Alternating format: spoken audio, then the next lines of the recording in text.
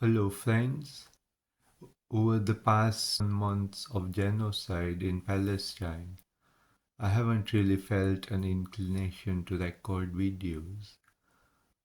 But I've been going to the protest outside the US Embassy. But they have been having a picket outside the US Embassy for about a week now. And I've been able to join for a few days.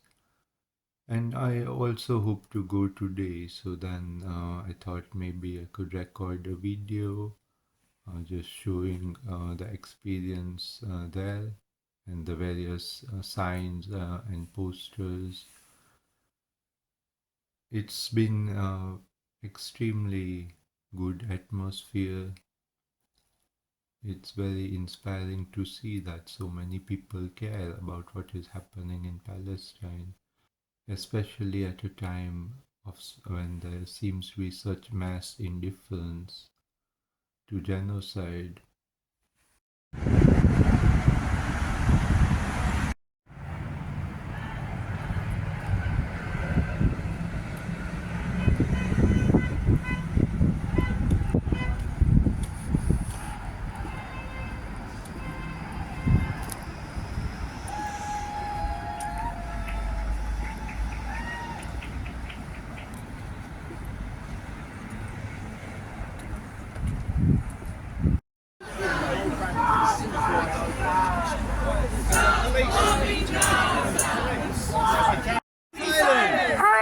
Stop that bombing!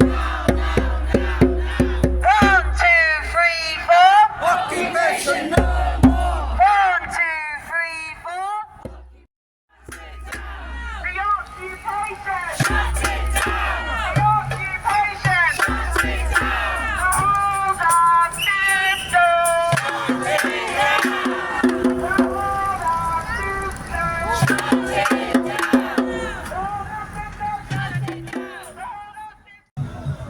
So I'm here at the protest at the US Embassy, and we just took a banner saying "Stop Arming Israel" around the US Embassy, and now people are gathered here. Various music is playing, and there's a Palestinian flag along the river.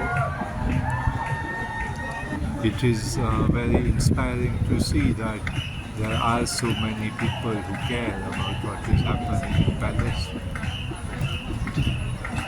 Just showing the possibility of the potential human beings have for creating a society. Most people here probably hadn't met each other before they came here, and yet there's a sense of community, a sense of safety.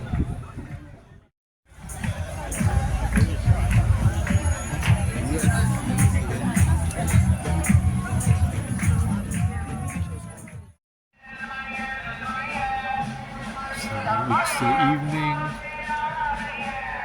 the sun is setting.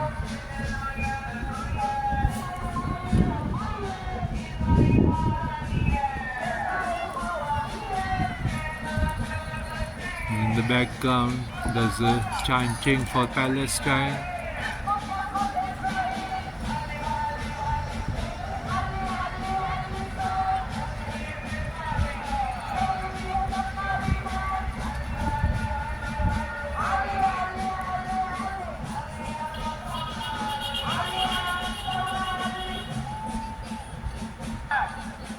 So reflecting on the nature of the atrocities that are being committed, and then what is it that creates that indifference in so many people, or an unwillingness to engage with the atrocities, things that are happening, things that we see right before our eyes. Many of you perhaps know the documentary about the massacre at Tantula during the Nakba, and for that documentary, they had to wait 20 or 30 years before the people who committed those atrocities started confessing. But in this case, so many of the people carrying out the crimes, the live stream them on social media, and they are not even trying to hide it.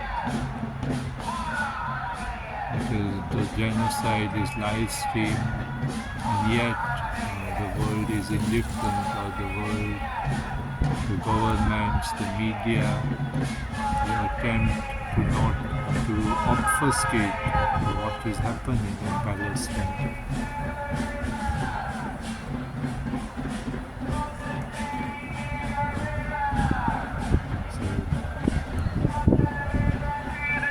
So the group of people here who have been organizing this protest at the US Embassy, to see that there are people who understand and who put their bodies on the line.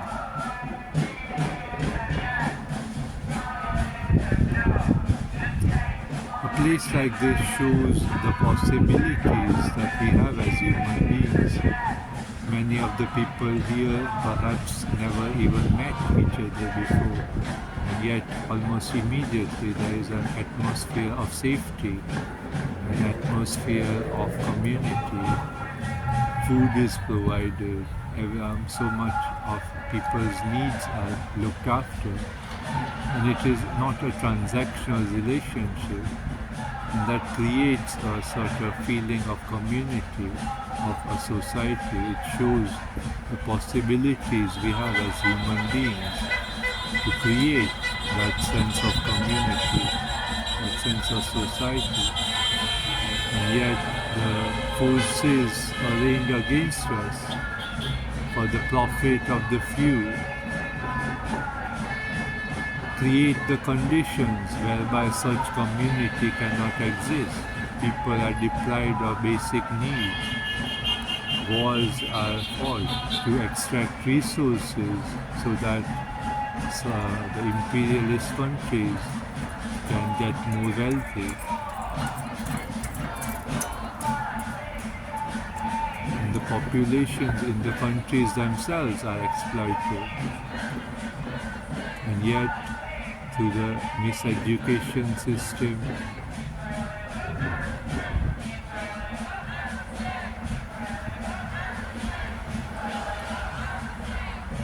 we don't see. Through the miseducation system, the population is trained to not see what is right before their eyes. And so as an ethical response, I feel it is important for us to give attention to these things, to consider how we are to live in such a world.